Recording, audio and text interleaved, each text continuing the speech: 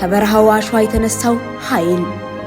ሄሜቲ የተወለደው በምዕራብ ሱዳን ዳርፉር ውስጥ ከሚገኝ የአረብ ዘላን ጎሳ ነው። መደበኛ ወታደራዊ ትምህርት ቤት አልገባም። ወታደራዊ አካዳሚም አያውቅም። የእርሱ አስተማሪ በረሃው፣ መለኪያው ደግሞ የጠመንጃ አፈሙዝ ነበር።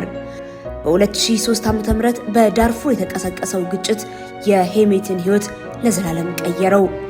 ቤተሰቦቹና የጎሳው አባላት ጥቃት ሲሰነዘርባቸው ሄሜቲ የግመል ነጋዴነቱን ትቶ በወቅቱ በኦማር አልበሽር መንግስት የሚደገፈውን ጃንጃዊድ የተባለውን ሚሊሻ ተቀላቀለ።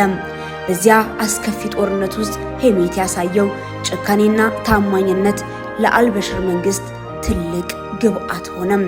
አልበሽር ሄሜቲን ከማመናቸው የተነሳ ከመደበኛው ጦር ሰራዊት ቁጥጥር ውጭ የሆነና ለእርሳቸው ብቻ የሚታዘዝ ልዩ ኃይል እንዲመሰርት ፈቀዱለት።